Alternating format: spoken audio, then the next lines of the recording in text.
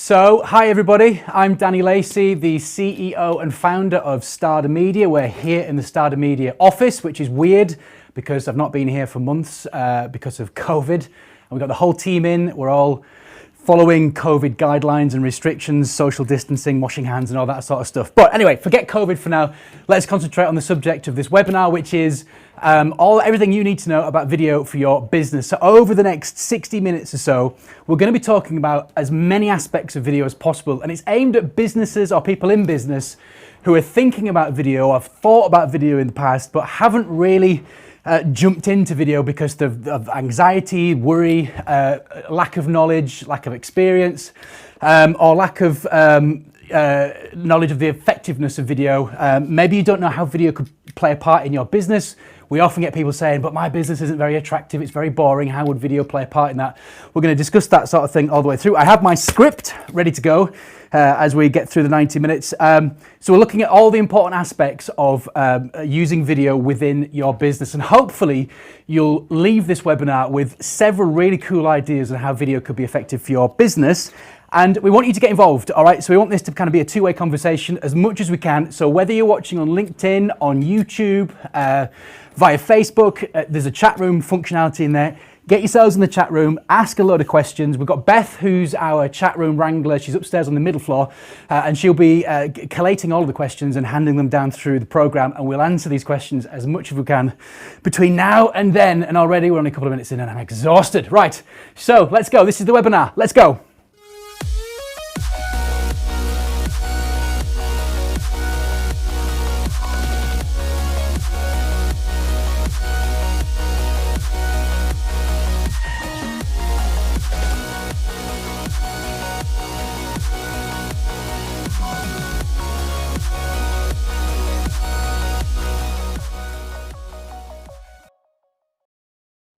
Okay, so before we get started, I just wanted to give you a little bit of background on the business. You're watching this, we're video experts, but some of you might not even know who we are or what we do.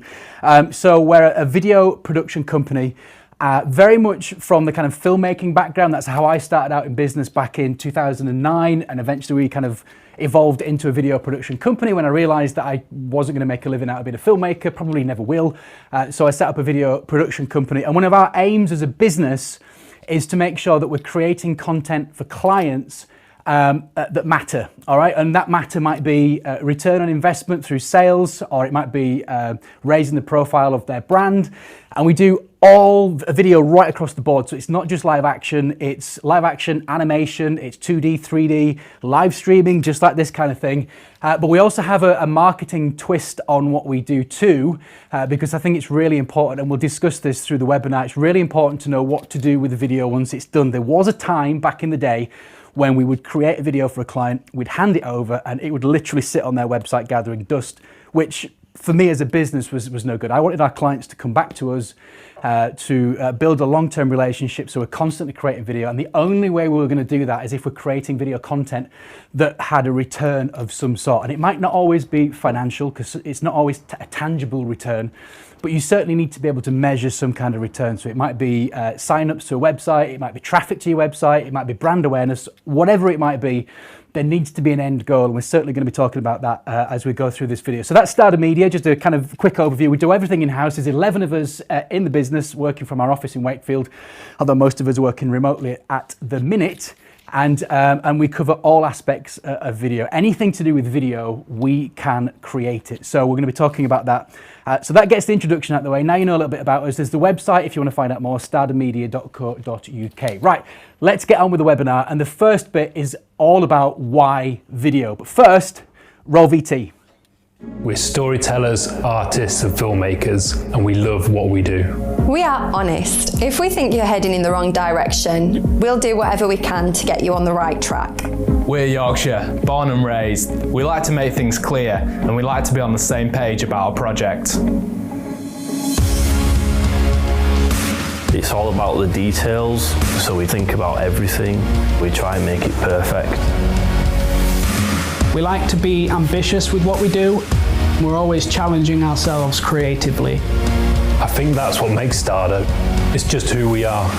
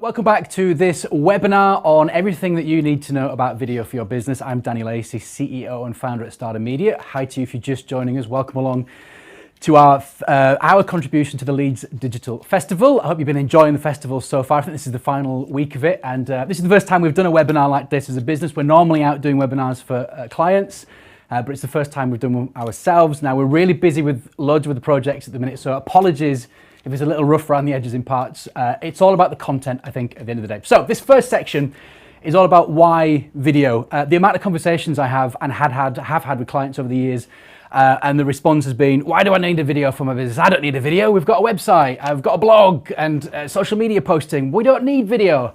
I'm going to start with some stats, and these are quite startling stats, and you can find them online. Just Google search these, and they're all from reputable companies, so they're not made up. So a couple of stats for you. Viewers retain 95% of a message when they watch it in a video, so that's 95%, compared to 10% when reading it in a text. So it's 95% versus 10%, which is a startling number. 8 out of 10 users purchase a product after watching a video about it, and I've been guilty of that myself. 87% of marketers use video as a marketing tool. In 2020, 82% of global internet traffic will come from video. That's correct, 82% of internet traffic video, which is insane. And social video generates 1,200% more shares than text and image content combined, right? So, and there's a stack more stats like that. So video, it's here to stay, it's growing, it's expanding, it's becoming more and more important for videos. And for anybody who's watching this, who's thinking, no, I don't need video for my business, then I'll explain a little bit later why that's a really, really bad move on your part. So let's go through the list. So first of all, why video? Because it's expected, all right? People now expect to see video on your website. People, and this is a fact, people will search around your website to find video content because they can't be bothered scrolling through page after page after page of text, of downloadable ebooks and all this sort of stuff to find the information that they need to be able to make a buying decision for your business, all right? So don't make people search through loads of content. Video, that's really, really important. And it's, like I say, it's expected. You know, the minute somebody goes to your website, on that homepage, if there's a video on there, 9.9 times out of 10, they will watch that first, make a decision whether they want to continue their evaluation of your business, and then they'll move on, and then they'll read the reams and reams of text. But why video? Because it is literally expected. Think about the amount of times you've been on a website or you've been on Amazon and you're thinking about making a purchase, but you want to see the product being used, whether it's a tutorial or a review video, stuff like that. Amount of times that a lot of us take video for granted these days. A lot of us don't appreciate what video is actually used for. But if you just stop and think about a typical day and a typical purchase that you make, whether it's watching TV adverts, etc., just think about the way video has influenced you in that. So video is expected across the board when somebody goes to your website. Credibility is also really, really important. And just to finish this bit off, people are really lazy as well, all right? People's attention span is like next to zero because of all this noise that's going on online with social media, video, chit chat, everything. It's an absolute nightmare to keep people's attention. So if you do use video, you've got to grab their attention within at least the first 5 to 7 seconds, otherwise you'll lose them. But because people's attention span is so short, and people are lazy, and I class myself in this, they want information there and then, thick and fast, quick, easily accessible. And the way to do that is through video, not having to scroll through and find things on a website. Credibility is another important part. Video can be a window into your business. So the analogy I use is that video is your shop window, can be your shop window. And what that can do is bring people into your business, which is really difficult to do with just a standard website that's just got text and some graphics and photos on there. But with an actual moving video, it's really difficult to fake things within a video, and it's animation obviously, but live action, so it's a great opportunity to bring people into your business, show them how you do things, what's your processes, what's the USPs of your product or your services, but also some background on the business, which is really important. And again, as people move through the buying funnel, so to speak, they'll get to a stage where they're almost ready to make a decision, and they're just looking for that one little extra touch point to push them over the edge to then click buy from your business. So a video on your website or having video content across YouTube and social media adds an extra amount of credibility. And you don't always have to spend a fortune on high production video before. So if you're thinking, oh, this is going to cost a fortune, we're going to talk about content creation at low budget and for free a little bit later on in this webinar. But having video in some form adds that whole credibility factor to your business. The other thing to look at is SEO, search engine optimization. It's a well-known fact, and this has been going on for years now, that Google will rank your website higher if it has video content across the website. So not just on the homepage, but going deeper into the website as well. And obviously, YouTube is the second largest search engine on the planet, and it's owned by Google. And so when we talk about SEO, we're often using Google in the same sentence. There are other search engines like Bing and so on, but usually when we're talking about SEO, it's usually Google. So having a video on your website via YouTube is a really, really good way of increasing and improving SEO. It doesn't necessarily happen overnight. Sometimes it can be a bit of a long game and you've got to keep the content going regularly. But SEO, really, really important for video. So it has a technical aspect to marketing for your business. The other thing is storytelling. Video is the best storytelling tool. Look at how we consume our stories these days. You know, we'll go to the cinema and we'll pay 20, 30 pounds a pop to go and watch a film on the big screen, pre-COVID. You'll pay 40, 50 pounds for a video game on your Xbox or PlayStation. You'll watch YouTube videos, viral videos, etc., etc. We consume most of our storytelling through video, through moving image. And so, and all businesses have a story. No matter how boring you think your business is, it might be boring to you, but to your sector, to your marketplace, you've actually got a really, really interesting story to tell. It doesn't need to be entertaining. You don't have to be a comedian. It doesn't have to be the most big budget, epic Hollywood type story. But still, there is a story in every business. I've got one in this business, and I repeat that story over and over again to most people that I meet. And it should be the same for you in your business. And the best way to get your video across, to get your story across is using video. In the same way that when you meet somebody in person and they ask you about your business, so tell me about your business. You know, you verbalize it and you're animated yourself. You don't just stand there all stiff like this. You're talking, you're moving, you're getting excited about it. And it's the same with video. You can portray the same kind of emotion through the video means as well. People are less afraid of video these days as well. There was a time when somebody would get a camera out or a phone out with a camera on it, and people would run for the hills or jump behind bins or whatever to avoid being filmed. But these days, because of the selfie culture and the influencer marketplace, and everybody has video capabilities on their phone now, and we're used to it. We're used to people seeing just randomly in a street taking a video of themselves or a photo of themselves, and it doesn't jump out as weird anymore. It's kind of one of those, it's the norm. So people are less afraid now of video, and I'm definitely seeing a lot more people online willing to give it a go, whether it's just filming on their own phone. So there is that kind of aspect of it. Also, and for me, I think one of the most important things is, even though video is really popular, you know, there's billions and billions of hours of video uploaded every month to platforms like YouTube, there are still businesses out there in very busy and competitive marketplaces that are not using video. So when we get approached by companies, and we get this all the time, you know, we're often asked, you know, how can we get a competitive edge over our competition? So we say, well, let us know who your competitors are, and we do a quick bit of research. And we find that most of the time, are not utilizing or using video in any shape or form, which means they're missing out on SEO, they're missing out on credibility, they're missing out on this. Their visitors, their potential customers are expecting to see video. So there's a really good opportunity for a lot of industries. And don't get me wrong, there are some industries that are definitely jumping on video, but there are some industries, and quite a lot, that are not taking advantage of video. And it might be some of the more old school mentality, the old school generation that are thinking, you know, no place for video, or it's too expensive, whatever. So there's a really, really good opportunity for your business to have a competitive edge by what we call owning that industry. And this is all through content creation, thought leadership.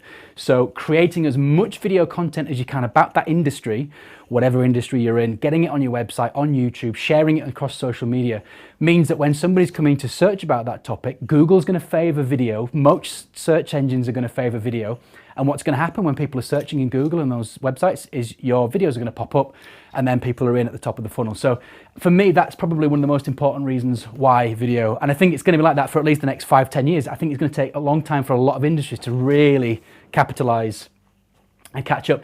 And then finally, another one is that it could be the deciding factor between you and another business.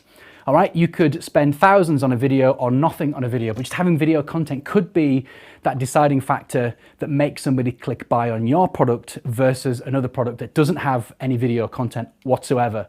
It's lazy, it comes across as not very great as far as customer service goes. So if you thought this through, planned this out and strategized, and you've got video content about that product, it could be the deciding factor. So it could be one of the best investments you make, depending on what the ticket price is of that product or indeed that service that you offer. So in a nutshell, video is king. It's not the only thing you should use. I'm not saying video is the only thing you should ever use. Absolutely not, 100% not.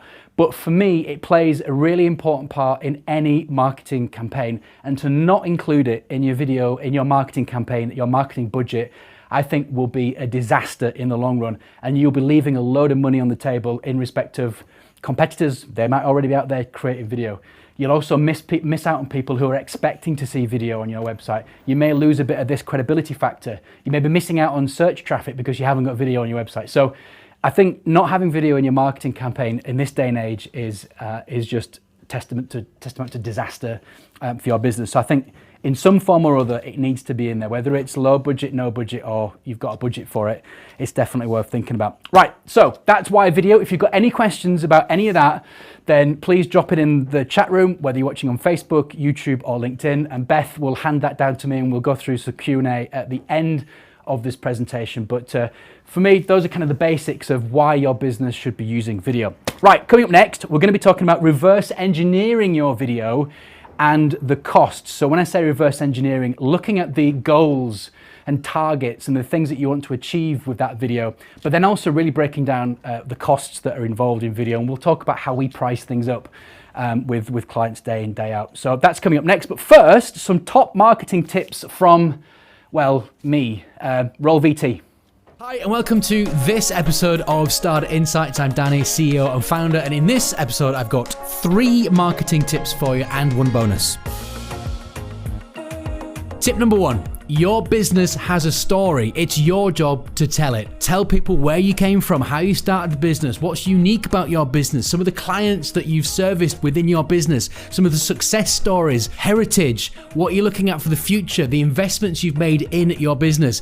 Get that down in one long blog form, almost like you're writing a book or a bio about the business, and then that will then in turn generate additional content about your business. Tip number 2, outsource your marketing and quickly. Do not try and do marketing yourself unless you're a marketeer. Get somebody else to do it. Outsource it as soon as you physically can. Get the experts to do it. Work with a marketing agency who can get to know your business. They'll help you achieve and work on those goals, the vision for the business. They will then help put a proper strategy together, a short-term and a long-term strategy to drive new traffic and brand awareness to your business. Outsource your marketing as soon as you possibly can. Tip number 3, 1 piece of content is actually 50 pieces of content. Imagine you've just written or paid for somebody to write a huge, long, great big blog post on your business.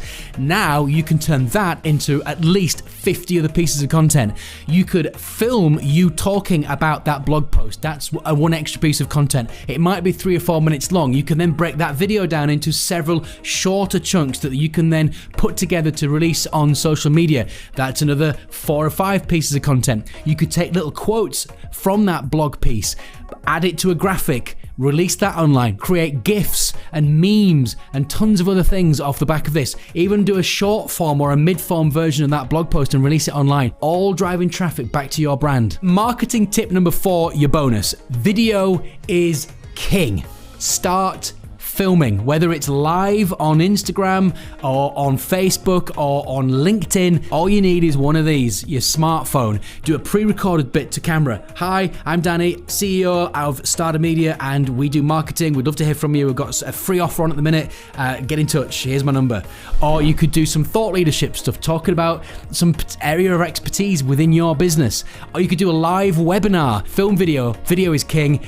It's been shared massively online. The statistics in favor of video are just unavoidable. They're huge, they're massively significant, and you should be filming right now. And now time for me to do my little bit of marketing. Share, comment, and like this video. And if you've got any feedback, or if you've got any tips that you'd like to add of your own, or if you would like some advice for us to talk about on one of these future episodes, get in touch, let us know. Comment now. Hi, welcome back to the webinar. We've changed location just to mix it up a little bit, and we've got a guest in the studio. I'm going to start with the introduction on that first. So this is Ben Dews. Ben is our Director of Business Development. Now, Ben is literally a newbie. He's been here, 5 weeks? 5 weeks. So Ben's been here 5 weeks, and so he's been brought in to help us build on customer relationships, customer acquisition, new client acquisitions, and also strategic partnerships, which I think is a really important part of growing any business, is getting those partnerships up. And Ben's doing a fantastic, incredible job, in fact, on that, and he's already bringing us loads of new clients and stuff, and shaking things up a little bit. So I thought it'd be worth having Ben in on this as well. And I know, Ben, you've got a couple of questions and stuff, things that you want to get. And just jump in because I can talk a lot. So just literally jump in if there's anything that you want to share. So in this bit, then, and hi, if you're just joining us, by the way, welcome to the Everything You Need to Know About Video for Your Business webinar, part of the Leeds Digital Festival. I'm Danny from Starter Media. I'm the CEO and founder. Hope you're finding the information interesting so far. So in this bit, we're talking about reverse engineering your video. We're talking about and then breaking down the costs of that, because from experience, this is definitely an element that we get a lot when we're getting people approaching us for video. No idea how much it costs. And to give you an example, just the other week I had a phone call from somebody who came in with a big brief. It was several days filming, a lot of editing, several videos that were required. And I asked the question, which you should do, is, do you have any idea of budget? And their response was £100. Now, not wanting to judge and everything, because a couple of years ago I would have fallen off my chair at that. We empathize as a business. We like to empathize with clients. We know that not everybody knows how much a video is, and to some people, it might be it's only going to cost a couple of £100. But when I said it's going to be a few £1,000s, then obviously they fell off their chair. But I did have a long conversation with them explaining how they can create video for free, and that they didn't actually really need to spend any money, which was definitely shooting myself in the foot as far as sales go. It's all right. So the first few bits that I want to touch on before you get anywhere near video is always start with what's your budget. What is your limit spend? Going into it blind and not having a budget, I think, is a massive mistake. And it'll just set you up for disappointment, I think, as you start talking to video agencies. So you don't necessarily have to share that information with the agency, because they will ask. We, as a matter of protocol, we ask. Do you have a budget in mind? And I think 50% of the times they'll give us a ballpark. Well, we're looking at between blah and blah. But for the most part, no, you tell us. I mean, if I could just jump in, I'm obviously super new, as Danny's pointed out, but and a lot of the time I'm learning at the same time as a customer. But I think it's a lot of education, and I don't think there's a lot of understanding around the complexity and the amount of moving parts. For me, seeing the account management team and the project management team and the casting and finding locations, these are all things that you just don't. You see a video and you see the end product. You don't necessarily think of all those things. So it's often budget isn't fully appreciated, I think, and that's certainly a pattern I'm seeing. As I've not had many conversations yet with new customers, but those that I have. We've both had an experience when we've found out the budget, and I think it's really important to do what you're saying and reverse engineer those costs. Yeah, and I think you're absolutely right, and I think that's why, like I say, knowing that budget going into that, it's not, you don't necessarily have to share it with the agency, but you need to know how much money you've got available before you go into there. You also need to think about the ideal value on return of that for that investment. So let's say you've got £5,000, £1,000 to spend. Don't want to scare anybody off. If you've got £1,000 to spend on video, you know, what do you want that return to be? Now, obviously, all of us would say I'd like, 5 or 6x return on that. But it's not always a tangible financial return. We're talking about what are the goals of that video. It may be sales. It may be you have a product to sell and you need to ship £10,000 worth of product, and £1,000 investment in a video could do that. So that's your goal. I need to make 10 grand back on this investment. It might be sign-ups to a newsletter. It might be increasing traffic to your website. It might be raising brand awareness, and there are so many different types of metrics that you could use to analyze that and to determine whether you got a result from that. But I think going into it, you definitely need to have some idea of what you want this video to do. The amount of times that I've had conversations with people who've just wanted a video because, well, I've been told I need a video, which is fine. And yes, 9 times out of 10, you do need a video. But what do you want that video to do for you? That's the really important question. And I think it's important for you to know that. And if you don't, my advice would be think about it. Have a look at the business from the outside in and just figure out, what's going on, what do we need to get back from this investment. And Ben, you've been speaking to a lot of clients already in your few weeks being here. What's the feel as far as what people want from videos to go? Do most people know what they want? The trend that I'm seeing from the conversations that I have is definitely that the world has changed. Digital consumption is up massively, and customers starting to think outside the box a little bit and realize that they need to communicate with their audience in different ways. So as an example of two conversations actually. So one just recently is a live event that takes place annually in the UK at these amazing huge venues, NEC sort of scale, XL, London XL sort of scale. And he fills the room, and obviously that's not necessarily something that we may be able to do. Now there's an event coming up next year, and as a contingency and also another revenue stream, we're now looking at live streaming that event to obviously hopefully it'll go ahead. But if it doesn't, obviously they've got a backup there. So they're looking at how to communicate with their audience as a step down from the big live events with Hollywood actors. I spoke to a school just recently, locally to us, and they have restrictions in place. They can't have people in the school. They can't show parents around and promote the facilities. So they're now looking to use video to do a tour of the school and get the kids involved and lead that discussion. So there's definitely a trend there, and there's people starting to realise that it is really important to continue the growth of the business. And I think that highlights a really important point as well. If there's anybody watching thinking, well, I don't really know what that is, I don't really know what I need the end goal to be, look at what's happening out there in the world at the minute. And like you quite rightly said, we've done jobs for clients through COVID. In fact, weirdly, we've actually grown as a business. Our revenues shot through the roof during COVID.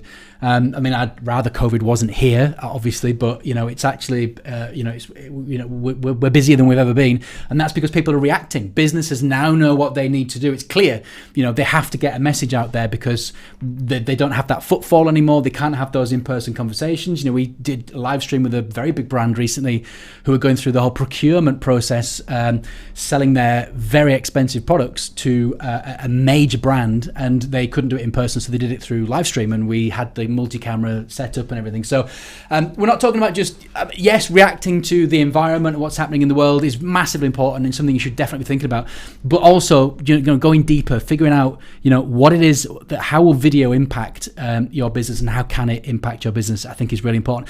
The other thing I want to touch on as well is vanity metrics. The amount of conversations I've had surrounding vanity metrics. Nobody cares that you've got 1,000 views or 10 million views or any of that nonsense. Stay away from vanity metrics. It means nothing. Of the 10 million people that have watched a YouTube video, I can guarantee you that 15% have watched that video to the end. it means nothing. It might be nice and you get a nice gooey feeling and it's like, wow, a lot of people are watching my video, but it's massively misjudged and misguided, to be fair.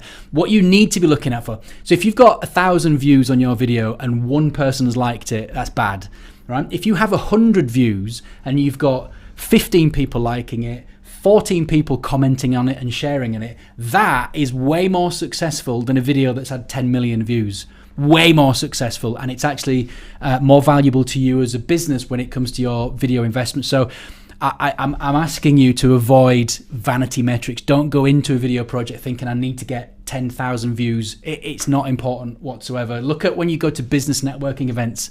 It's a room full of 10, 15, not 10 million, but one of those people in that room could be a client and they could spend a fortune with you. So avoid vanity metrics. The number of views means nothing. It's all about engagement and everything else.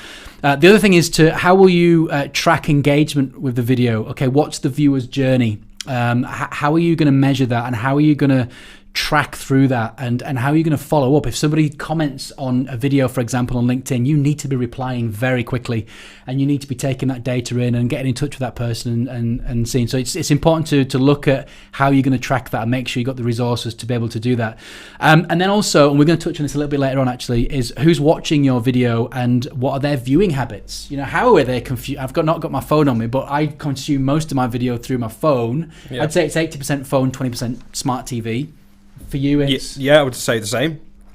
So you've got to think about that, because the phone's a tiny screen compared to a massive widescreen 500,000 inch cinematic TV screen or whatever. So you've got to think about that, and that will affect the creative. So it's looking at all those things, and then and only then can you really start to work on your video campaign. So I think it's really important to have all that down first and then move on for the video. So we're going to look at main costs of video now, and the kind of things to watch out for. And I'm going to put Ben on the spot on this bit as well and talk to Ben. He's absolutely...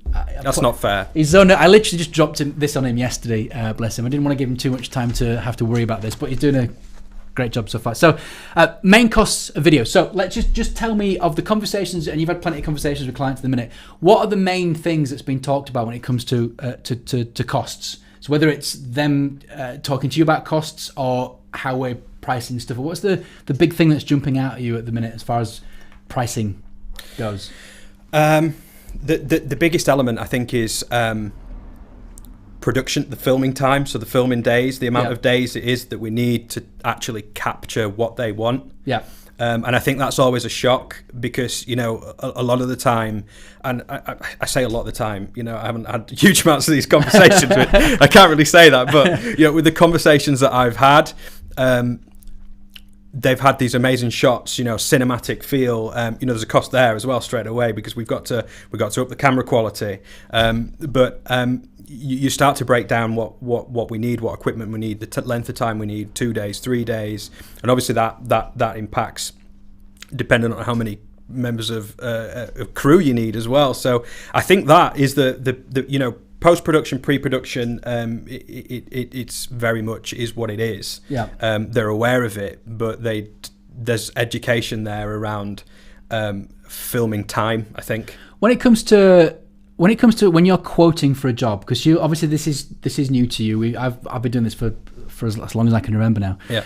I'm still at that stage right now, and we work with a rate. We don't just put numbers out the air. We've never done that. There is a method to what we charge, and we base it on three things. One of them is what are our direct costs. Okay, so it's keeping the lights on, it's subscriptions, it's actors, voiceovers, all those direct costs. So then it's the profit. So we had a bit of profit on that, but then also it's the value that we bring, which I think is really, really important. We've been to and fro. We often get asked, how much do you charge an hour?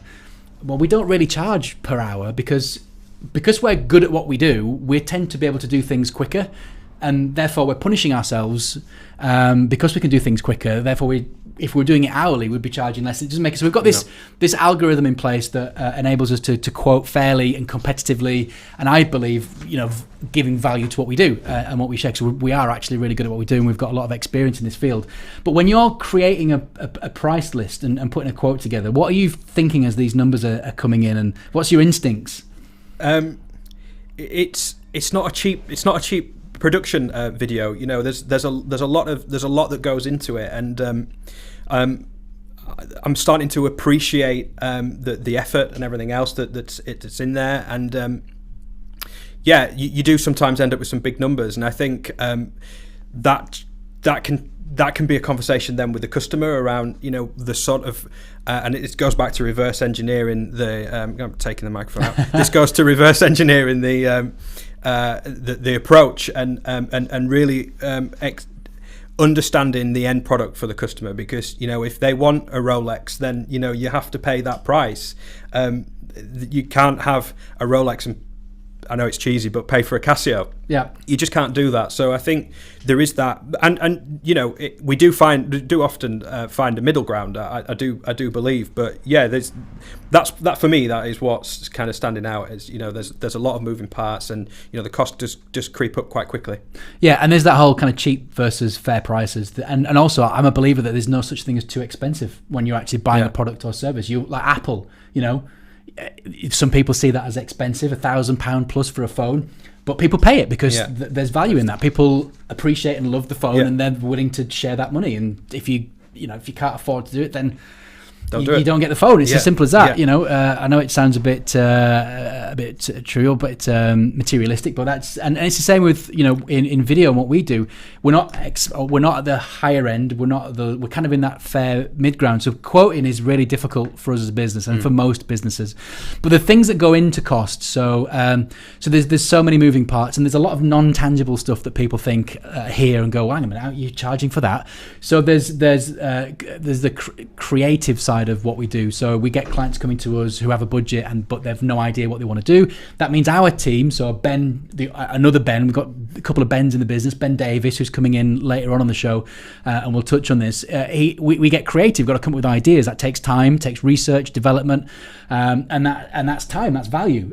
So there's that side of it. Then there's the project management side of it, and again, Ben too, and Matt Beaumont upstairs, who's my account manager and project manager, you know, they spend hours, literally hours, communicating with the client, keeping them up to date with what's going on with the video. But then we're also communicating the other end when we're dealing with actors and voiceover artists, and then dealing with the locations to sort out the filming dates.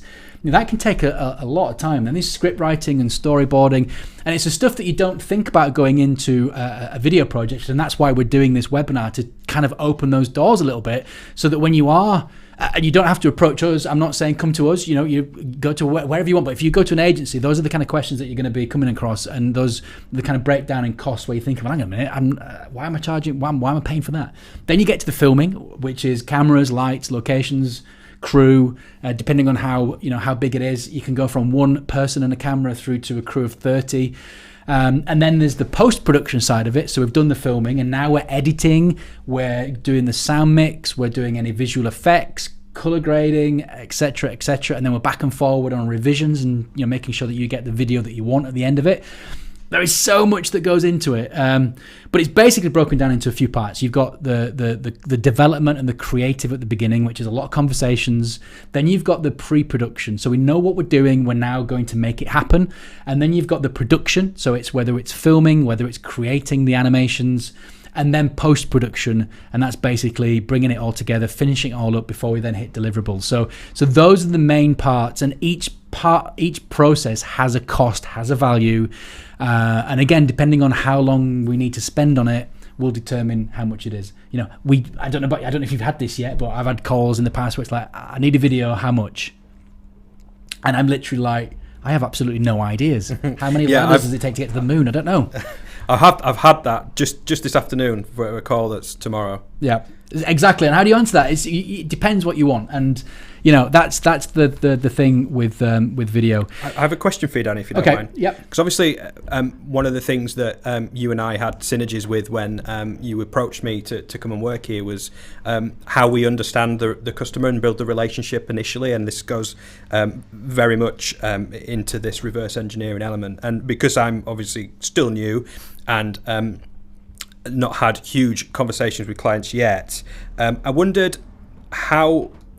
And this is a question I was meaning to ask you anyway, so I hope you don't mind me asking. I don't mind. Go for it. I love questions. How often do briefs change? You know, when you're speaking with customers. Great question, and I'm glad you brought that. We should have talked about that. That's the brief is so important. So 9.9 times out of 10 we go into this is the difficulty of video and video. If there's anybody who owns a video production company watching, you'll know this story and you'll connect with this, I'm sure. So we go into a project having had a long conversation with the client.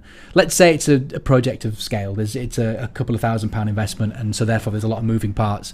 So you go into it and there's a lot of conversation that goes on, and we form the brief, and it's a document that highlights what it is that we're offering for the investment that we're quoting for. We then draw up a service agreement and everything gets signed off. Then you move into the project and everything changes. 9 times out of 10, the client starts, and there's nothing, and by the way, there's nothing wrong with this. This is the part and parcel, and we're very flexible with this sort of stuff. We try not to charge for everything, every small, tiny little detail, but if it's a significant change in brief, then we need to charge extra for that, and the clients are well aware of that as we go into this. And in fact, more than often, the clients are saying, like, we want to add this bit and that bit, and how much will it cost? But what you find is, the minute you start the process, clients are often thinking about new ideas, because they've had these, like, having this conversation might stir ideas for those watching right now, but during the briefing process and then production starts, suddenly the client's like, oh, actually, I quite like what you're doing there. How about if we did this, this and this? And so that then comes back to us in the sales side of things, and we then have to quote and price that up, and so there's they change all the time, and there's nothing wrong with that, and there are companies out there that will fight over it. No, this is what you signed, that's it, that's all you're getting. And I'd run a mile from those clients, if I'm being honest. I'd move. You want a production company that are going to be flexible and willing to work with you, and that's exactly what we do.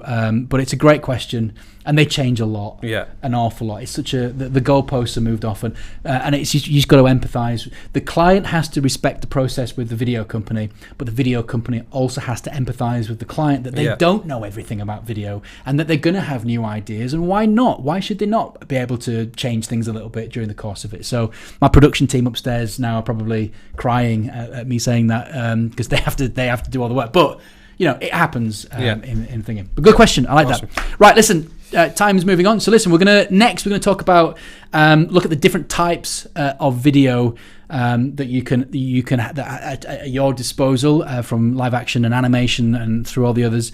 But first, Ben Davis, is our lead creative, he's going to share some insight in getting creative with your video.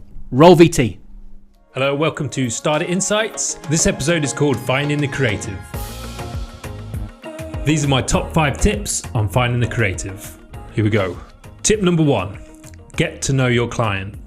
I find the best way to kind of come up with ideas and content for videos is by really getting to know a client. You never know what you might find just by talking to your client and doing a bit of research. Tip number 2, get writing and get sketching. I find it really useful having a lot of sketch pads and notepads lying around, just so that whenever I do think of an idea, I can easily just jot them down. Not only that will that kind of help clear your mind and get all those rubbish ideas out of your head, but it'll also maybe just spark something new. So get writing, get drawing. Tip number 3, collaborate. I think a lot of our best ideas in starter media have come from getting everyone together and just really like starting to discuss some creative ideas. And we find that, like, even if you go way crazy, you can always dial it back in and make it like something a bit more safer that the client's going to go for. So yeah, just like talking is definitely like my number 1 thing that I would recommend doing in terms of coming up with creative content. Tip number 4, use your skills. And when I say your skills, I don't necessarily just mean the only skills that you have, but your in-house team, if you're working at an agency, does your team have skills that you could use to create something different? It might be that there's a new bit of software come out that they want to try. It might be that there's a new bit of kit that they want to try. All those things you can just kind of like use to just really bring life into a video that would normally be a bit dull and boring. It brings it to life. Client loves it, audience loves it, everyone's happy. Tip number 5, my final tip, would be just start again. You've exhausted all the ideas you can think of. You've written down everything you can. Maybe you've talked to everyone, but maybe you feel like the ideas still aren't hitting it. Don't put everything in the bin, but just put everything to one side. Go take a break, take a walk, work on something else. Do something that inspires you, reading, listening to podcasts, watching a film, or things that you can do in like your work time, and then come back to it and just look at it with fresh eyes, maybe look at it from a different perspective, and you can find that, you know, maybe even that an idea that you had before, suddenly it makes sense, and suddenly you can think of ways of improving it and making it a lot more interesting. You know, as long as you've got plenty of time, then you'll be absolutely fine, and you'll come up with some fantastic ideas that your client will love. Thanks a lot for watching. If you've enjoyed this video, please like, share and comment. Keep your eye out for more videos on Starter Insights. The rest of the team are really looking forward to like sharing our thoughts on coming up with great ideas for clients, marketing and the creative business in general. Keep an eye out. I'll see you soon.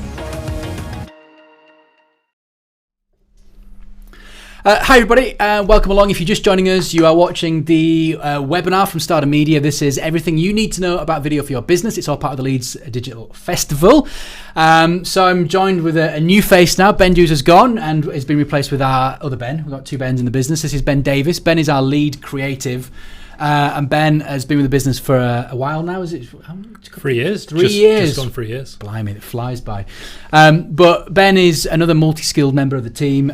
So just a quick bit of background for you. So again, Ben heads up all of our creative. He also directs as well. He's worked with animals, children, and everything in between.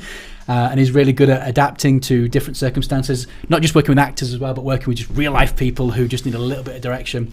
But also Ben gets involved in the project management side of projects as well, so making sure that we have everything that we need when we get to set, and all the conversations have been had previously, and working with scripts and all the other bits and pieces. So Ben will be jumping in, and I'll be asking Ben some questions as we go through this. So in this section, we're talking about the types of video and the benefits of each and kind of the differences amongst them. So, I mean, on a very top level, you've got live action. So that's cameras, real people in real locations. You've got animation, which is sketches, vector files, motion graphics, character animation, things that aren't real. And then you've got live streaming, which is things that are happening right now, live as we speak. This isn't pre-recorded. You know, we're all nervous because this is going out live right now, and if we make a mistake, or if I swear or something happens, it's live. That's the real world. So those are kind of the main categories of live action, and then they break down into an endless list of subcategories, which I don't know. I'm not a fan. You don't really need to get lost in it. But we're talking heads, explainer videos, 3D visualization, and tons of other stuff. And I guess the question I want to answer right now is: does it really matter what type of video you use for your business? So if you're watching this right now and you're thinking, that's great, I need a video. Here's what I want to achieve with this video. But do I need live action? Do I need animation?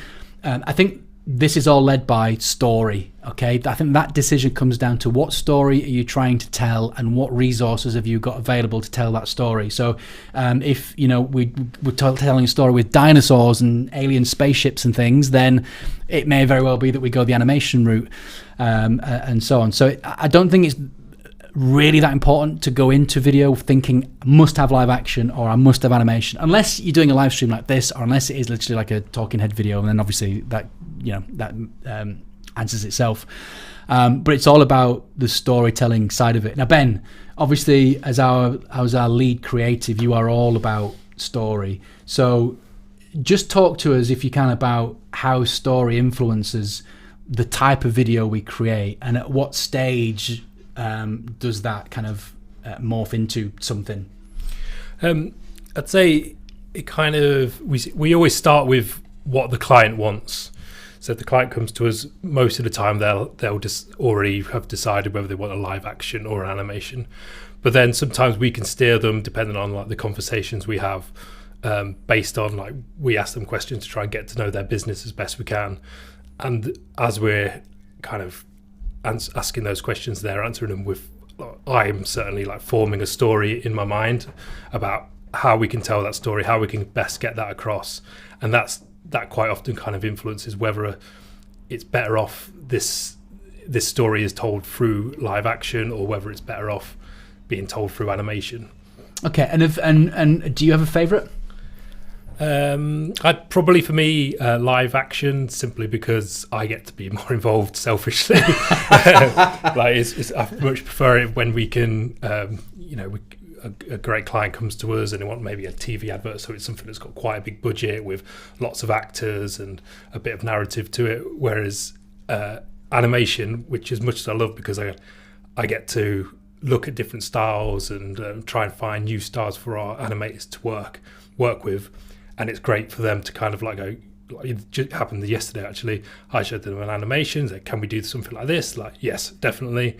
And that's great, because then now I get to see that come through initial concept, storyboarding, through to the animators actually creating it. So so again, it all kind of comes down to story. It also comes, there's so many, there's benefits for both. I think that with live action, it's a really good window into somebody's business. So if you own a warehouse, a manufacturing plant, for example, I think live action's great because you can show that process, you can show the facilities a sense of scale for the business. Whereas sometimes, people can hide behind animation. Animation is great because what you can do with animation is limitless. And if you're like Ben and you've got an imagination and you like to get creative, the scope of work you can do in animation is literally limitless. It goes as far as your imagination can stretch. However, with live action, you are literally, there are limits. There are only so many things you can do with people without getting to that stage where you're going to injure anybody by doing crazy things with them. So you're limited.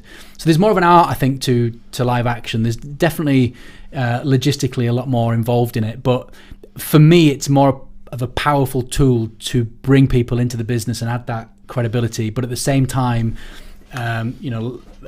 animation, has a really important part to play as well. And I think the two, if you can do both and mix the two. I think personally, live action is really good for putting a face to the business. And for instance, like company promos, things like that, they're really good when they've got, like, whether it's the CEO or members of staff involved, and we can see how that company works and that they're a friendly face and kind of approachable and things like that. And like animations maybe more towards, like, obviously you don't have to stick to this, but more towards services and explainer videos kind of work better for animation. Okay. And one of the big problems we get when we're talking about live action is a lot of business owners who should be the front of the company don't want to be in front of a camera. So therefore, we instantly resort to animation. However, there are clients that we've literally pushed back into the live action realm. How do you deal with, and what should people be thinking about going into this as far as being in front of camera? Have you got any words to kind of put their minds at rest to that? Because, it's all right for people like, we're used to this sort of stuff, but for those that aren't. The harshest kind of thing you could kind of say, to be really blunt, would be, no one's really as bothered about the things that you're bothered about. In terms, like, if you're worried about being in front of camera for whatever reason, people don't tend to really be bothered about it. Like, they'll see whoever on TV or in front of camera, and they're not really bothered and not really worried. It's like, I've had loads of experience, and yourself had loads of experience.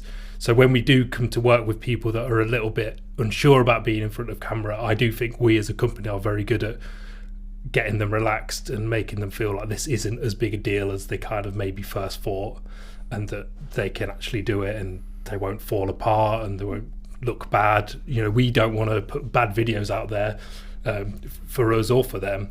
So we'll always do the best to make them look amazing. And like, we have very, very good editors. So that mean even if you're umming and ahhing and stuttering through an interview, you'll see it come out of the post-production process and be like, was that me? So yeah, we do our best to kind of fill people with confidence and just let them know that, we want the best for them and we will make them look good. And I think to kind of help wrap this section up, talking about, if you're not sure about whether it's like, a lot of people know, they just know, I need a live action because I need to show this product being used, and for the most part, that's fine. But for businesses that know they need a video and they know what that end goal is, but they're not quite sure whether to go the video or animation route. As far as pricing goes, is live action more expensive than animation? Not really. It depends what you're doing. You could shoot a film documentary and that costs hundreds of thousands of pounds, and you could do an animation, it costs a few £100. It depends on the story and the complexity. So don't go in it from a budgetary aspect, thinking, live action is going to be cheaper or animation is going to be cheaper, because it's just down to the story. I think what you need to do is you need to work with an agency as soon as you can, because they will be best placed to advise you on how to tell that story, and they will always have a fresh pair of eyes on the business and the story you're trying to tell. And they, like we would, advise on what would be best utilized to get that story across. So I think as soon as you can start a conversation, striking up a conversation, and there's nothing wrong with you picking up the phone or sending out an email to an agency and just saying, look, I'm thinking about video, here are my end goals, here's a bit about the business, what do you think we should be doing as far as the type of video we should be creating? And it might be live action, might be animation. And we do loads of live action stuff that's actually got animation in it. It's like a hybrid of the two. So there are so many things that you could do that. Let's just quickly, to wrap this up, let's talk about the benefits of live action and the benefits of animation. We've touched on it briefly a little bit earlier on. I'll get started with the live action. And again, I think it's just that personal touch that you're talking to somebody, and it's a really good window into the business, and there's that whole kind of credibility, and you can't beat showing somebody something in real that is living and breathing and actually exists, as opposed to an animation. What would, putting you on the spot, Ben, what would your main benefit of live action be? Probably speed. Like, we could turn around a live action video, depending on everyone's timetables or that kind of thing, but we could potentially turn around a live action video a lot quicker than we can turn around an animation video, simply because if we can schedule an interview, we can get that filmed and film B-roll probably on the same day, and then editing wise that will take a couple of days. Yeah, that's a great point. No, that's actually a really good point. And then the benefits of animation, for me, it's just that kind of, the world is your oyster. You can do anything with animation, anything if you've got a budget. I think that's the beauty of animation, is the kind of your imagination's the limit kind of thing. Like we can in terms of talent and all that kind of stuff, like, we can pretty much do anything. And if there's any other new software or anything like that comes out, like, I think our guys are very good at trying to keep on top of that, or even learn new skills to be able to produce pretty much anything that a client may wish to have. And we get all sorts thrown at us, and we need to be able to adapt. All right, brilliant. Well, listen, thank you for that. If you've got any questions about the types of video, benefits, any questions for myself or Ben, again, Beth's upstairs. She's doing the data wrangling and the chat room wrangling, whether you're on Facebook, YouTube or LinkedIn. Drop us a message, and at the end, we'll go through any questions. Ben, thank you so much. Next, we're talking about low budget and no budget DIY video for those that are watching who haven't got a penny to spend or don't want to spend a penny on video. We've got some advice coming up for you next. But first, a short client case study video and some behind the scenes on a recent 3D project that we did. Roll VT. I'm Jacob, I'm the 3D generalist at Starder Media. EasyDoc manufacture products for the safe handling, processing and storage of powders and liquids. Their main industry they focus on is the pharmaceutical industry. We normally make very clinical videos for this client because they're always walkthrough videos of how to use their product. But the client approached us about a product that was in development that was quite innovative for their industry. So we decided to do something different with this video. The brief we got from EasyDoc was to create a product launch video. We took inspiration from product reveal videos that are normally used for flagship phones, and we kind of wrapped that around this product. The first step in the project was to create some initial renders and some look devs to send to the client. Once we'd got the feedback from the initial images we sent to the client, we had to develop those more and start into the animation. We then created grey renders, just clean grey renders, so you got a sense of the motion. So the next stage after that was basically getting feedback. Once he was okay with the motion and everything, we'd send him the full animation rendered and pretty much finished. Final stages of the project was to render out the whole animation, and this was done and sent to the client step by step. So we'd render part of the animation first, full colour, 1080p, and then wait for his feedback until we're 100% committed to rendering the whole thing. The end result was a very high contrasty slow motion video that kind of focused on close-ups of the products, getting the high-end production quality that EasyDoc stand for. We also added additional effects to make it feel more like it was shot on a camera, maybe a little bit more stylized than normal, but that just added an extra little bit of gravitas to the video to make it feel like this was something really special.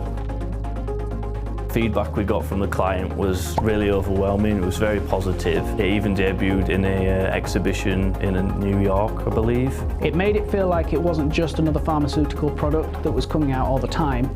It was something special that it built buzz around, and like it was something different that everybody needed. We really wanted to kind of push the boat out, so to speak, and create something special. Usually clients are quite apprehensive about these kind of ideas because they're bolder than they're used to, but as video and marketing professionals, we understand how audiences react to new and bold ideas. So we were fortunate enough that this client was very receptive to this idea and let us just kind of roll with it, and it really paid off for them.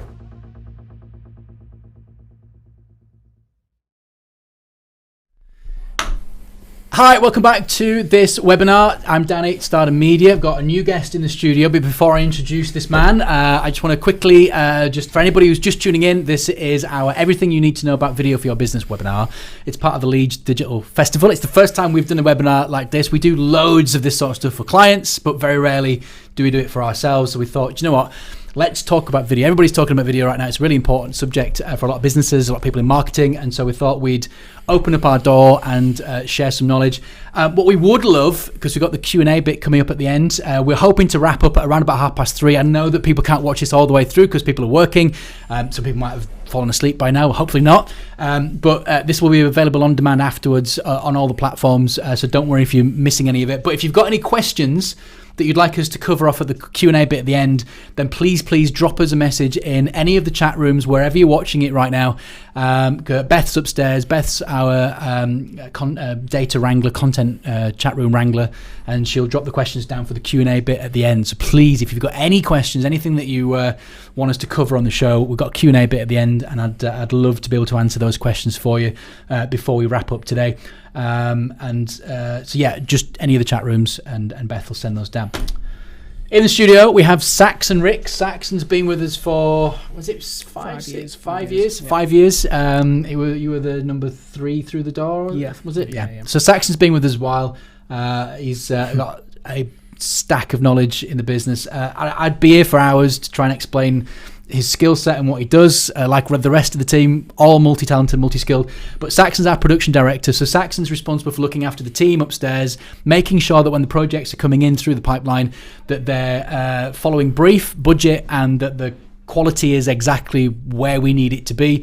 Saxon's also responsible for coaching the team, the animators, the videographers, and making sure that they're constantly learning. Saxon himself is a brilliant cinematographer. He's a really good editor, motion graphics and animation, and visual effects wizard. He's also our IT guy. Any IT issues, Saxon's there. And I've just bought a virtual reality headset from Saxon the other day, actually, which you were probably one of the first to have those back in the day, I'm sure. Yeah. So there's tons of stuff there. So in this bit, we want to talk about. So the point of this is we want to talk about low budget and DIY video, because you don't always have to spend a fortune on video. In fact, I often tell clients, you could probably do that for next to nothing just using your phone, and I'm often the response is often, really? Yeah, it's true. You don't need to spend a fortune on video. You could be creating regular content right now for free on your phone, on your smartphone, whether it's an iPhone, Android, or any other phone that's got a camera and a processor and the capabilities. Yeah. You are literally walking around with a media studio in your pocket. And the quality, I think you'll agree, the quality of the cameras now on these things are really good, even on the selfie mode. Yeah, they're definitely, they're using a lot of tricks behind the scenes, like in the innards of the actual phone itself, to kind of trick it into, so he's got stabilization, which is mostly image stabilization post, as in it's being done electronically, but some cameras, a lot of cameras also have like a little stabilization thing in there, which makes stuff look nice and smooth. And then you get HDR, the HDR kind of videos now that you can. What does get on your HDR iPhones. mean? Talk to us about. We've got. Because Saxon's Yeah. like a complete tech guru. He knows what is HDR. Yeah. So, well, you have most TVs, especially if they're not 4K, SDR, which is standard dynamic range, and it's basically just the amount of brightness that you can get within an image and the amount of darkness you can get within an image. So most cameras, even just like these cameras that we shoot with right now, actually, are pretty standard dynamic range. They'll have like maybe 8 stops of dynamic range, and that'll get you decent stuff. But if we were shooting like this now and we had a bright sky behind us, that'll just be completely white. It'll be blown out, essentially. But cameras on your phones and stuff, like your iPhones and that, are very good at basically making you look well exposed and the background as well. So like the sky in the background. I think recently, because obviously a lot of companies have been doing live streams for their events that they normally do. I'm pretty sure Apple did something recently, and they actually shot a good chunk of it on their actual iPhone. Yeah. Like this guy just talking to their iPhone, and you could see like clear as day. Yeah. Beautiful sky in the background, which would normally be blown out, Yeah. on a normal camera, but also be able to see him.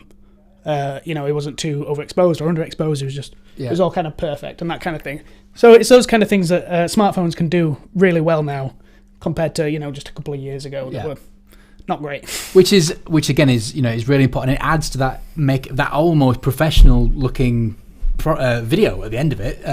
So you've always done that thing where you've filmed into the light and you've seen it drop the exposure, and then you come away from the light and then it ups the exposure. Basically, Saxon's saying that phones now can do a bit of both at the same time without you really noticing too much about the difference in the two, which is really handy, because we're going to look at the basics now of shooting DIY, and to help, because I'm amazed at the lack of knowledge across some people's technical know-how when it comes to phones and stuff.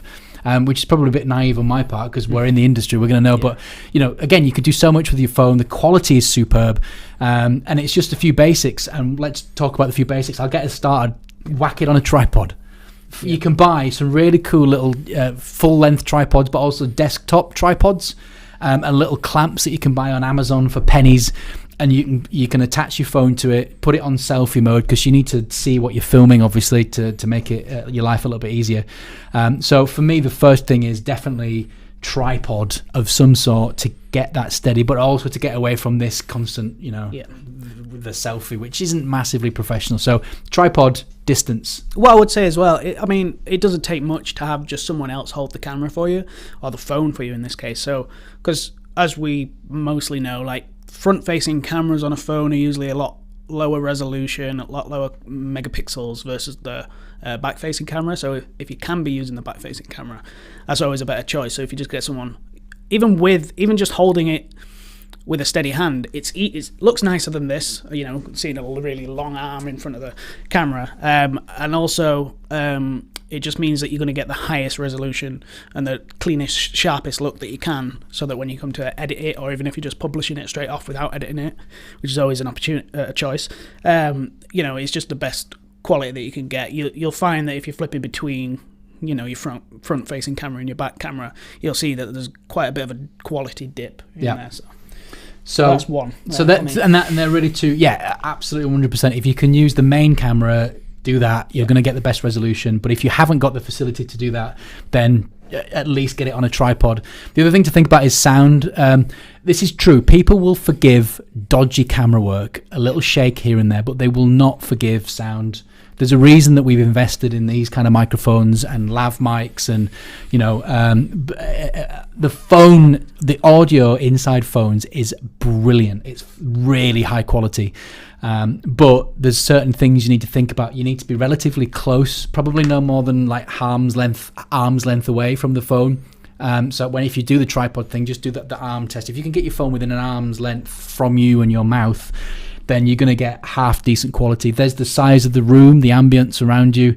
Obviously, we've got a busy road behind us, so hopefully you're not picking that up too much. But if I was filming with my phone with a really busy road behind me, the camera's obviously pointing this way, it's going to pick that up. So I would turn the phone around and point it the other direction to try and shield, because the phones have they have technology to shield out surround ambience. It's really clever technology. So definitely look and think about, if you had the phone in the other part of the room and it would just sound awful. So really concentrate on sound. You don't need to buy expensive mics and stuff. You can get a really good quality, just the distancing and positioning of the I think there's always opportunity, so you can definitely do it just bare bones with a phone. Like I say, in a room like this where we do have the road right there, but otherwise it's quite quiet, so a phone in here would actually be fine for the most part. But then you can, as you begin to grow your video stuff, you can obviously then start adding things to it. So you can buy a little mic that literally just plugs into your headphone socket on your phone, and then it's either a lav mic that's got a little cable that clips on, or you can have one that's like a tiny little mic that just points directly towards you. So where the camera's pointing, that's where the mic's pointing, and that'll help stop a lot of this noise around here even more so, and it's a little bit more dedicated. Because obviously what you've got to think about is, your phone, for the most part, well, your phone's not really any one thing anymore, but it's kind of like a jack of all trades sort of thing, isn't it? So it's never a master of one thing. So if you are plugging in a microphone, then that microphone's most likely going to be better than the actual microphone on your phone. And the same with all the extra little bits that you add on. So you could use a flash on your phone if you needed a bit of extra light, but then you can add little add-ons for little extra lights that you can buy separately. And it's all stuff that isn't really expensive, especially compared to, the bigger camera stuff that you would use or see being used. But it's just something that you can grow into. So you might have to start really small with maybe the camera this far away, and, in a quiet room, so that you can get that as good quality as you can, and then you can slowly grow out to buying higher quality things to do the bigger things that you probably already got in your head that you want to do to begin with, and you've got to kind of build up towards there. It's a media Swiss Army knife basically, and it's modular, like Saxon said. And if you go on, we don't need to spend too much time going through it. If you go onto YouTube and Google that sort of stuff, reviews of microphones, plug-in microphones, flashlights, whatever else, you'll see there's do a bit of research. But that phone is your media center, and you could create some really good quality video work on there without having to spend anything, and it's regular. You could record as much and as often as you want. And now we're in an age where people want, they want information about a business, thought leadership type information, insights into the business, and sometimes that can be done just through having a conversation with your phone. There was a time when the advice was to shoot landscape, so having your phone on its side so that you get the full 1920 by 1080 resolution, like we are now. But that's changed, and what you need to think about now is where this is going to end up. So if you're doing it on Instagram organic, that's square 1:1, so it doesn't really matter whether it's portrait or landscape. If you're doing it on stories, Facebook stories, Instagram stories, then that's camera up portrait, so you're getting 9:16 resolution aspect ratio. But then other platforms like YouTube and everything else should be on its side. So you really need to, now especially, you need to look into, where are you going to broadcast that video. For the most part, I would recommend landscape on its side. You're just going to get a much more interesting shot because you're going that way as opposed to that way. So it's definitely worth something looking at. One other thing I would say, actually, just thinking about it, 'cause just looking at this laptop, is I would probably avoid webcams as well, because webcam technology, for whatever reason, has kind of been stuck for many years, and phone camera quality is far surpassed it now. So if you've got a decent phone, just use your phone, even though you think, oh, I've got a separate webcam, so the camera must be better than the phone, but in this case it isn't. I don't know why webcam quality is just not that great. Avoid webcams, and I agree. The next thing to look at, just wanted to speed through this because I'm conscious of time, is B-roll. All right, so if there's going to be a few things that happen. You're going to either film everything in one take, and that's your video, or you're going to film it in bits and edit it together afterwards. And we could go into great detail, but we're not going to. There's so many cheap editing apps that you can get on your mobile phone to actually edit. I've got a few on my phone and they're brilliant. So don't worry about where to get and they're easy to use, and there's tutorials. It's very simple. But if you're going to film something where you know you're going to need to edit, B-roll is your friend. And what we mean by B-roll is otherwise known as cutaways. So if you're doing something about, let's say you own a restaurant and you're talking about food and you've got a new menu and you're doing a bit to camera, welcome to my restaurant, I'm Jack the chef, or Janine the chef, and we've got this new menu in and blah blah blah. Instead of it just being a whole video on just you, do the video on you first, and then after, when you've wrapped and you've finished everything you need to say, grab your camera and film the menu, film some of the food, film the outside of the restaurant, and just all you need is like 5 to 10 seconds per clip. And then when you get into the edit, you can start overlaying some of this stuff when you're talking about, on the menu we've got lobster and it's a special lobster because, and then you've got a shot of, either the lobster or the menu with the lobster bit on it, and you can put that over the top. So if you are going to edit, and editing's, there's an art to it, but it's relatively simple if you're doing just a basic thing. B-roll, I think's really important. Editing software, lots of it available. Just do some research, and that's it. We're going to finish up this section. Top tip, Saxon, for low budget, no budget DIY video. Top tip. I think it probably relates back to what I just said previously. Is just kind of start small and build up. And aim for your target, whoever you're aiming for, essentially. So you see a lot of these Instagram companies now that are basically just shooting stuff on the phones, which is great, and it works perfectly fine because it's on Instagram, and even getting other people to film things, and they're sharing other people's posts and stuff. There's ways of creating content without actually you having to physically make the content as well. So you can kind of grow how much you're creating by asking maybe your customers to record something or send the photos, and then you can feature it on your Instagram or whatever. Again, that depends on what kind of company you are, but yeah, I'd definitely start small and then just build up. I think it's kind of a long game, and you gotta kind of crawl before you can walk, essentially. Agreed. And my top tip is just film as much as you can to camera in the privacy of your own room, so that, because some people get shy, but just film. Pick a subject about your area of expertise and just and time it. Do a 60-second recording every day. Don't share it anywhere. Just leave it on your phone, and then after you've done a few of them, watch them back and learn from it. And the more you can become comfortable with that, I think the more you will kind of gravitate towards shooting content for your business. And for this sort, video doesn't always have to be high budget, epic, grand scale. People are used to seeing these sorts of videos online now.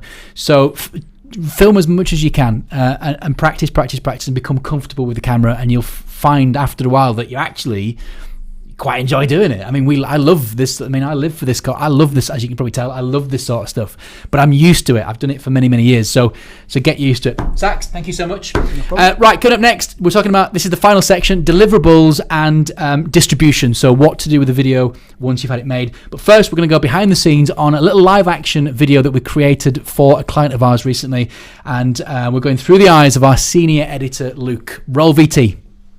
Hi, welcome to Starter Insights. My name's Luke Earnshaw and I'm a video editor at Starter Media. I'm here to give you a few tips on how to film a better piece to camera on a budget.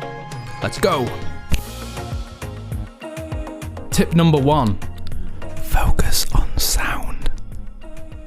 One thing that an audience will forgive you for is a bad image, but they won't forgive you for bad sound. Chances are they're going to shut off and not watch the rest of your video. One thing that I would recommend is not to use the onboard camera sound. This is the onboard camera sound that I'm speaking into right now, and as you can tell, it's not great. Now this is a mic that I'm using, and you can tell the difference straight away. This mic, which is an external mic, it's definitely a lot more punchy and clear. And a bonus tip on sound is to try and film in a quiet environment. There's nothing worse than getting through a good take and then some external factor ruins that.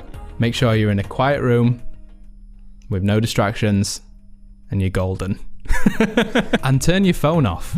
Tip number 2, use natural lighting. If you don't have any budget for fancy lighting, you can always use the sun. It's free, but if you do use that, make sure the sun is behind the camera and not in front of it. There's nothing worse than the glare in the lens. Tip number 3, spice up your background. Shooting against a plain wall can look a little boring, so you want to try and find something that visually looks interesting. It should make your image pop and give you a little bit more production value. Tip number 4, adding music. Not all videos need music, but if you really want to enhance that tone and emotion of a message that you're trying to get across, there's plenty of websites that you can go on online and download whatever track you need. If you've enjoyed the tips that you've heard today, like, comment and share this post. If there's anything else that you want to specifically know about, get in touch with us and we'll do our best to get back in touch with you. Boop!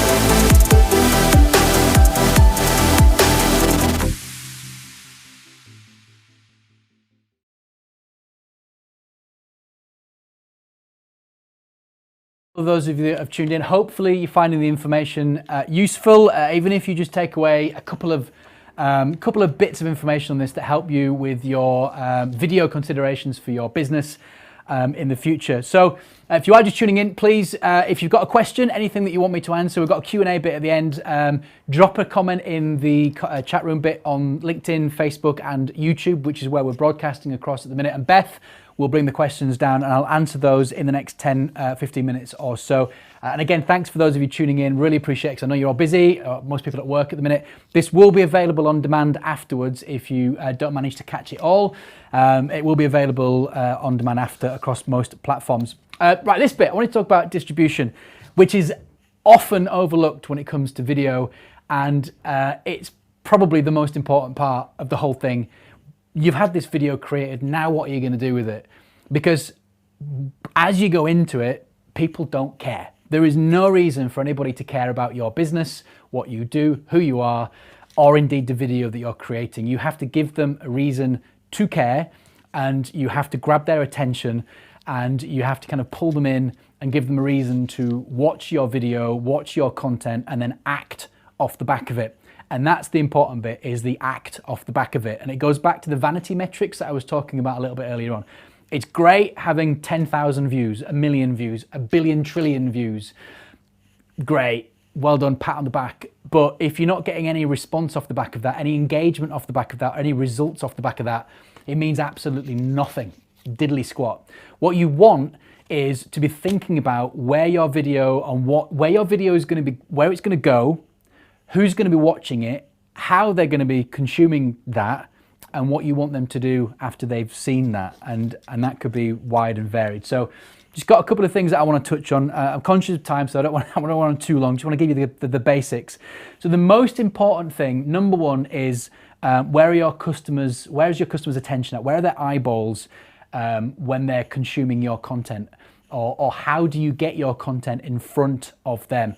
And I think this leads into what we call personas, client personas, customer personas, prospect personas. Who is your customer, ideal customer? Give them a name, an age. Are they tech savvy, not tech savvy? Where do they get their information from? Is it 100% on their phone? Do they walk around all day scrolling through Facebook or Instagram or LinkedIn? Are they newspaper, old school? Are they watching cinema? Do they go to the cinema a lot? Think about who your ideal customer is and what their actions are when it comes to how they consume their information. Because unless you know that, you're going to be stabbing in the dark really as to what you're going to be going the scattergun approach, which can work to an extent, but it's not as tailored. It's not as focused as knowing who you're targeting and creating content specifically for that audience on that platform. So look at the customer. Who are they? Break that. You might have one specific persona. You might have 50 different personas, and you really need to know what they are first to be able to distribute to them. My advice would be not to do the scattergun approach, because more than often it doesn't work, because different platforms have different languages, have different etiquette, have different audiences and different ways of sharing that information. You're up against algorithms. For example, if you post, it used to be that when you post something on Twitter, only 2 or 3% of your audience would see that. And if you follow thousands and thousands of people on these platforms, your timeline's going to go past really quick with all these updates that you're going to be getting, and that means that you're going to be missing things. So you need to really consider who your audience is and how they're consuming that information. The other consideration as well is, do they listen to their audio in the video or just watch the video? How many times have you scrolled through Facebook and LinkedIn and all the platforms and you've watched a video without the sound on? The statistics are around about 85% of people will watch a video without the audio. And so we're all going down that route of adding subtitles and captions and stuff. But for me, I think that's a bad thing. I think what you have to do is to get them to switch the audio on. Because the minute they do that, the minute they click that button, the minute they have to find the little speaker icon with the line through it to switch it on to listen, they're going to go back to the beginning and watch the video again. So you have to do something in 2 stages with a video, I believe. So you have to grab their attention in the first 10 seconds, give them that want to have to switch the audio on. And I've done this many a time. I'm a passive viewer of videos, right? But every once in a while, there'll be something that grabs my attention. And that means that the video that's been created has done a brilliant job of grabbing my attention, because I'm not the easiest person to grab attention of. I think I've got ADD or something. It's I'm all over the place. But so what you need to do is think about how are you going to grab their attention and then give them that want and that desire to hit unmute on the video. Because the minute you do that, you've got engagement. They're connected. They're now invested in that video, and there's a good chance they're going to watch the majority of that video. And hopefully, if the video is done right, they will then act on that video, whether it's going to a website and signing up, whether it's sending you an email, picking up the phone, whatever it might be. So as much as we all tend to in this industry say, make sure you got subtitles on and tailor it towards a non-audio experience, I think that's wrong, and I think that's soon going to become extinct and not the thing to do. What you need to be thinking about is how can you get them to switch this audio on to listen as well as view this video.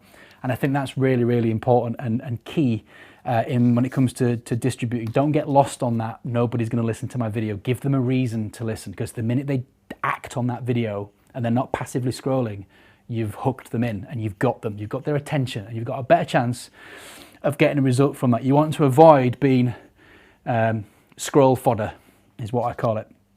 So think about that. Think about how we're going to drag them in. Where are they consuming your video is also another important thing to think about, and that could come down to timing as well on when to release the video. That said, obviously some social media platforms have algorithms and things like how many times have you scrolled through Facebook and seen posts from a week ago for the first time? So there's that to look at as well. But some platforms you can actually post things at a certain time and people will see it at a certain time, generally stories.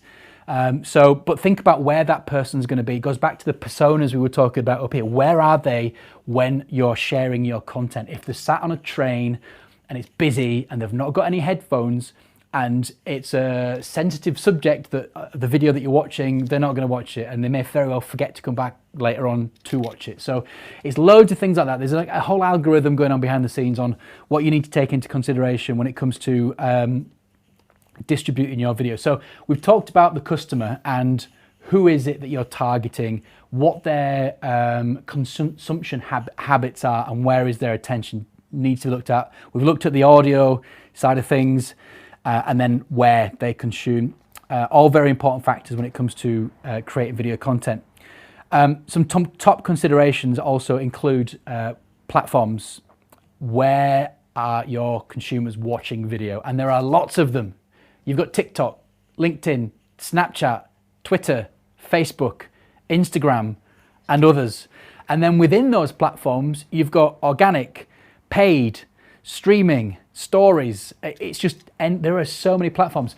And the problem we've got now, and this creates a headache for a lot of people creating video, is each individual platform and sub-platform have different requirements, whether it's duration or aspect ratio.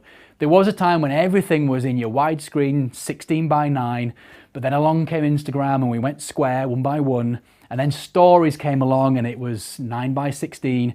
So you've got to think about that, what we call deliverables when it comes to a video campaign. And the video agency that you're working with will of course be able to help you with this.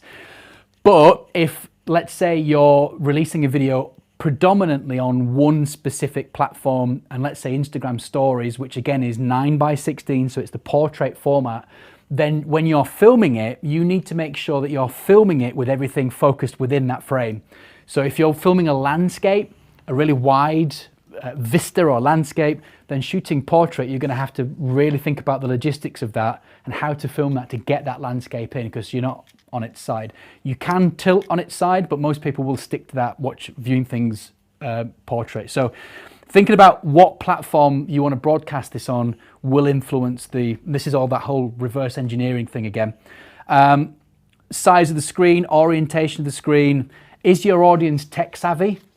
Don't make it too complicated for people to watch your videos. Don't make them have to jump through hoops to watch it. Don't bury it deep in your website and expect them to find it. Not everybody's tech savvy. People sometimes just don't understand certain parts of technology, and video is still alien to a lot of people. And do they prefer short or long-term content? There is no real written rule. There are some people on this side that say long form is king, and there are some on this side that say shorter is better. I don't think there is any kind of real rule about that. It's all about, the story. What is it that you're trying to tell? If somebody wants to watch the 20-minute documentary, they'll watch a 20-minute documentary. If they're not interested in that, they won't watch it. But then it's, again, breaking that 20-minute video up into smaller chunks as well. So aspect ratio, duration, all that sort of stuff's important. Another important thing is leveraging your content. So one video isn't actually one video. It could actually be 5, 15, 20, 50 videos, right? You have to get editing.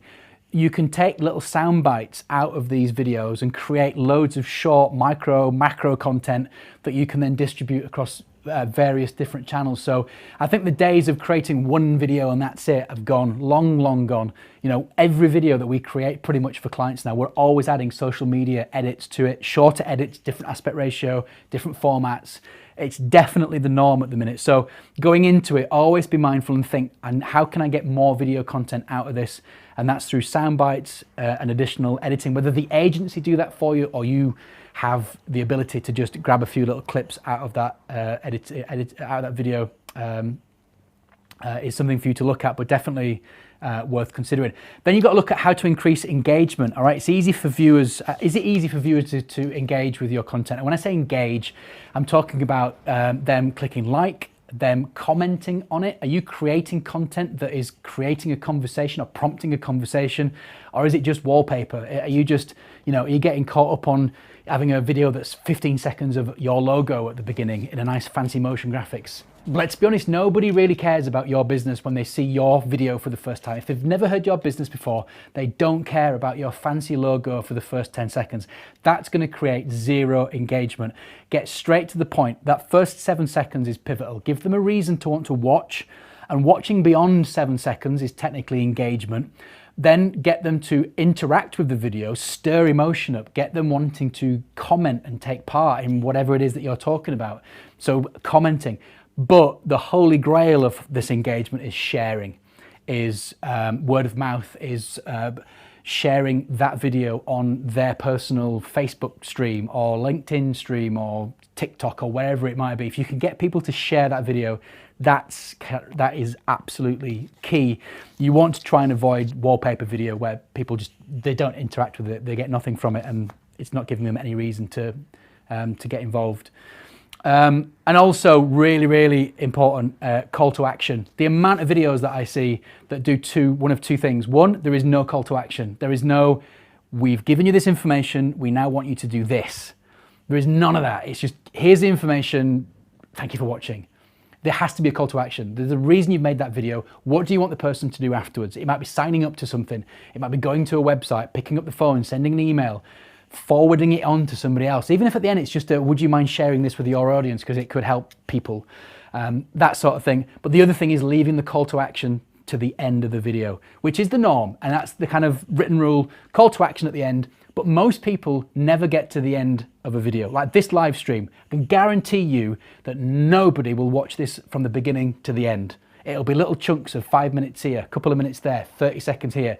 So if I've got something really important to share with you at the end, you know, it's just not many people are going to see that. It's the same with video. If you've got a 5-minute video, don't put the call to action right at the end. Get it in early. You've got to get creative. You've got to figure it out, but get a call to action in as early as you possibly can.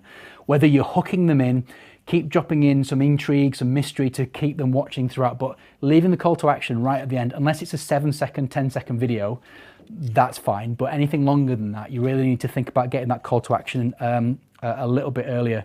And that's the most important thing. And that first 10 seconds, you know, is absolutely key. The other thing as well is a very small percentage of people will actually watch your video. That's the truth of it. When you're posting on LinkedIn, when you're releasing a video on LinkedIn or any of the platforms, you're up against algorithm. You're up against that platform deciding who gets to see that and who watches it. So if you've got 20,000 followers or on your social media, a tiny percentage will see that for the most part. But there may be that one video where it's getting shared a lot, commented on a lot, and then the algorithm goes, oh, this is of interest, we'll share it a bit more, and then a bit more, and then a bit more. So just be wary of that very few people will see it. So you have to be what I used to call pleasantly persistent. There's nothing wrong with reshare. You do a video, you share it once, and then most people forget about it. There's nothing wrong with resharing that video the next day and the day after, but always come at it at a different angle, put a different spin on the copy and give people a chance to watch it, because not everybody will see it that first time that you release it. And that's it. That pretty much covers most of what I want to get across in the distribution side of things. There's a lot of things to think about, and you need to start really here. You need to know a lot of this sort of stuff before you jump into video. But again, you know, agencies, video companies, marketeers can help you with this. You don't have to not know any of this. You just need to be having a conversation and making sure that whoever you're talking to, if they're not talking to you about this kind of thing, then that's not a good sign. You know, you really need to be considerate, because you'll get most impact out of this sort of stuff. So there you go. So that's pretty much all of the sections covered. We've gone right from creative research development through to creating content, the types of content, talking about no budget, low budget, right through to distribution and getting your video out there. Hopefully you've managed to get a little pieces of information from that. We've got Q&A coming up next, so I've got a couple of questions that I want to go through. If you've got any questions that you need answering, I think we've covered most grounds, to be honest. Then we've got a short section coming up next to answer any of those questions. But in the meantime, I'm just going to show you a quick trailer for anybody who's in business, interested in the whole business journey. Something that we've been filming now for a couple of years, and it's called The Diary of an Entrepreneur. It's my pledge to share everything that I'm going through as I'm growing this business. Warts and all the good, the bad, the ugly, everything in between. It's a real kind of honest and open documentation of growing a business. It's available on YouTube, both series, and you'll see all the links and everything online. So I'm just going to play a trailer. This is Diary of an Entrepreneur. I think it's season 1 trailer. I can't remember which one it is, but anyway, hope you find it of interest. Roll VT. Go for it. So it's changed from the original brief. We're filming on the 27th. They want one edit and 10 shorter edits by the 29th. So that's one day. If we look at it, you know, 2014, 2015 were the kind of starting points really for start of video as it is now. It is right at the very beginning, and you know, we're going through those struggles that most companies go through in the early days. I wanted to do a series online that is technically an open and transparent documentation record of that journey.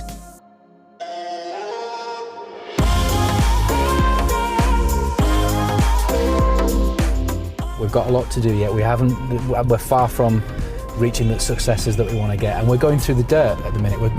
We've got stuff that we need to get beyond, and I'm going to share that in this vlog. So if you're interested in Diary of an Entrepreneur, and like I say, it's a real deep dive into building a business. I have not left anything off the table. You know, we've gone through some ups and downs as a business, and we're sharing it all online. So if you're in business, setting up a business, thinking about setting up a business, then go check it out. It's on my YouTube channel, Danny Lacey Film on YouTube. If you just type in Diary of an Entrepreneur on YouTube, you should find it, and there's 2 seasons in there, and we're still going to be filming more.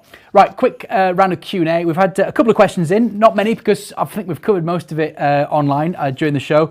But Lucy says, what's the most exciting, hang on a minute, let's get Lucy's question. The webinar intro with the text that we had at the top of the show and animations was really cool. I'm a total newbie to that kind of thing. Is there any low-cost software to create stuff like that?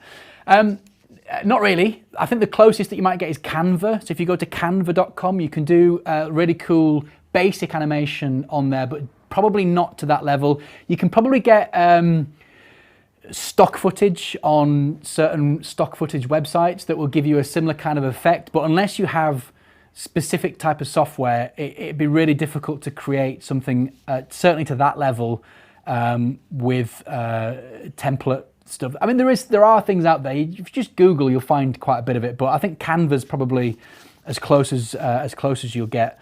What's the most exciting video project you've worked on? Is one of the questions that's coming. Doesn't have a name on it, but I've done loads. My filmmaking stuff was amazing. Working with actors and locations and scripts and things was brilliant. But video-wise, I think we did a live stream event in Paris, at the Velodrome in Paris, which was a global event. We had, I think it must have been 8 or 9 cameras and then some, a whole crew, and we were doing, it was like a live event. It was a race over a few days. It was broadcast around the world. They had presenters and they were all mic'd up, and it just looked fantastic. It was definitely logistically probably a really more complex one we've done. We've done TV commercials. I can't think of the TV commercial stuff was pretty cool. Yeah, loads, too many to mention, to be fair. What's your favorite type of video production? Like Ben Davis was saying earlier on, I love live action. I love being behind the camera, believe it or not. I love directing. That's my kind of big thing. So anything when we're directing actors and non-actors, and being on set and planning out shots and thinking about storyboards, that I'm in my element with that sort of thing. I love that sort of stuff. Is there a scenario where video wouldn't be the best option? Oh, crikey. Yeah, loads. If you've got, if the subject is just, you just want to share some knowledge and you're the person that's got the knowledge, you're the front of the business, and you don't have a massive budget, then the phone thing is the way to go, and just shoot a lot of that until the revenue builds in the business, and then you can invest in some video. There's many scenarios where I wouldn't choose video. People do prefer to read. People do like to read. You know, blogs are really, really powerful at the minute. And even though we're bigging up video today, what I'm not saying is don't use any of the others. You have to use the others to complement video, I believe. So yeah, plenty of scenarios where a lot of people would still prefer to read, but I just think the majority of people prefer just to watch video. They just don't have the patience anymore. What is a good first video to start off with? Me and Saxon were talking about earlier on, just filming stuff on your phone, because you'll get more of an understanding of the video process. You will literally go through thinking about what to say, how to film it, and then how to edit and how to distribution on a very small scale, but you'll still go through that and it'll give you knowledge when you eventually get to that bit where you want to invest in bigger production videos. So self-shot, user-generated content. How long should my video be? Hate that question. Doesn't matter. It's all about the content, all right? It's all about what it is that you're trying to say. You know, the amount of times that we get clients coming to us and saying, I want a 3-minute video for blah, and my first question is why? Why 3 minutes? What if your story is good and it's 3 minutes, 30 seconds? So I think, like the vanity metrics, don't focus on the length of the video. It could be a 7-second video and still have as much impact. It depends on the story, what it is that you're trying to tell, how interesting and engaging your story is, but also how active your audience is. If your audience may be into that longer form video, they may interact and appreciate that more. So it's horses for courses on that one, but I wouldn't go in focusing on I need a 1-minute video or I need a 3-minute video.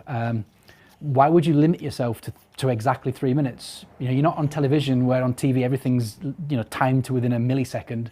it doesn't matter. You know, it's YouTube or whatever you put in it. So I wouldn't worry so much about that. How do I choose a video production company?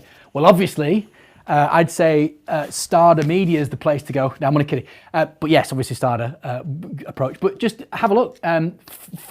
Google search. You know what you're looking for.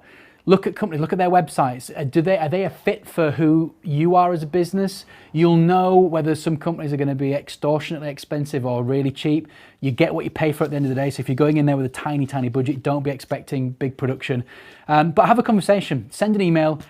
How quick do they get back to you is a really big indicator. We try and get back within minutes of receiving an inbound email or a phone call. So that's really important. If it takes them a day, 2 days to get back to you, I'd walk on and move away. That's a red flag as far as I'm concerned. And the questions that they're asking you, are they covering any of these questions that we've asked you? Or are they just going straight to, we'll make you a video and it'll cost you X amount of thousands of pounds without any other conversation going on around it? So are they rushing you through? Are they spending some time getting to know your business and all that kind of stuff? And you'll have an instinct for the person on the other end of the phone as well. You'll know if they care about you and what you're trying to achieve with that video. And that's it. I think that's absolutely everything. So listen, thank you so much for watching. I hope you managed to get something from that. I hope you take away some bits of information that will help you in your journey when it comes to video. I think we've covered most grounds. If you've got any questions, please email me directly. This is my direct email address. It's dannylacey@stardamedia.co.uk. Hopefully it's on screen somewhere. If it's not, it's dannylacey@stardamedia.co.uk, and I will reply. You've got more insights on our YouTube channel. We've got Starter Media has a YouTube channel. On there is tons of videos, hours of video content about video. You can follow our LinkedIn page, and again, hopefully the URL's up on there somewhere. We're always posting behind the scenes information, and there's a wealth of video knowledge on our website, stardamedia.co.uk. In fact, we're about to launch a new insights section, which is like an encyclopedia for video, because people do, there are a lot of questions out there about video. And watch this space for more. We're going to do more future webinars. They won't be as long as this one. This is an epic. I think we're into 1 hour and 45 minutes, wherever it is now. They'll be much shorter, but we wanted to start with a bang. So there'll be more of these coming up, I'm sure. And thank you so much for watching. Thank you for your time. Please feel free to share this video with your friends, your network, afterwards on your social media channels. And that's it. Thank you very much. And for one last time, roll VT.